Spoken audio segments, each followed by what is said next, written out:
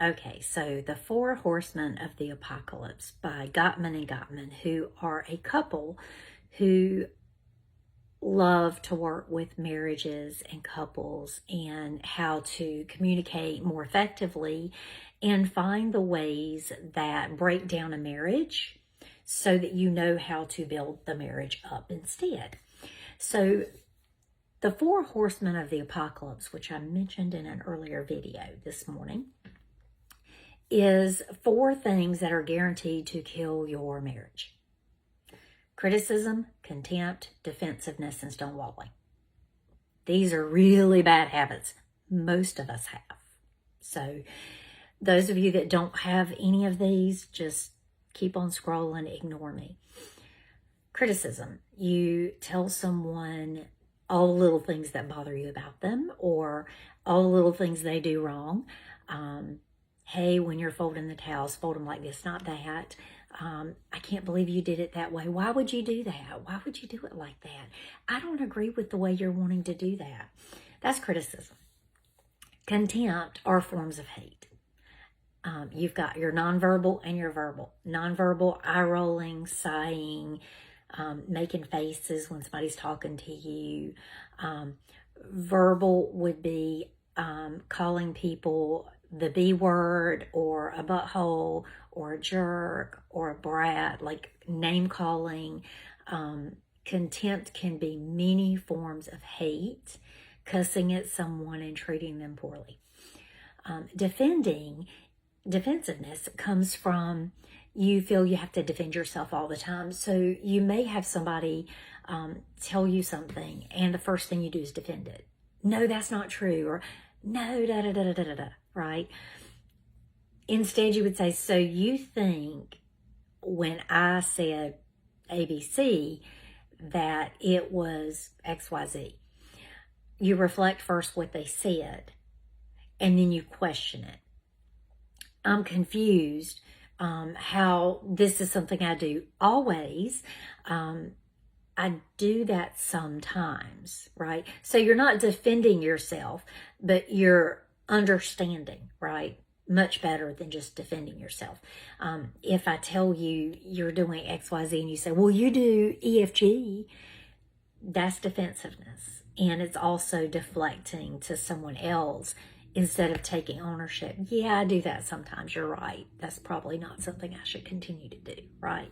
So you got to work on that. And then stonewalling is silent treatment, walking away, ending an argument, or not listening to somebody.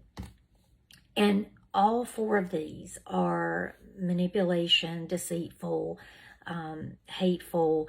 None of these are going to make a marriage work. So let's talk about what you do instead. So instead of criticism, you would say something like, thank you for loading the dishwasher. I didn't know if you were aware that if you set it up this way, you get more dishes in it.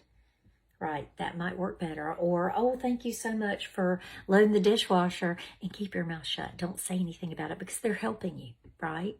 It doesn't have to be your way to be the right way, right? They're helping you. You show them one time. This is if you have children, you show them one time. Leave it alone. Let them help you. The more you argue with how they help you, the less they want to help you. I learned that the hard way. When you have name calling, that's terrible. Instead of name calling, you describe the behavior.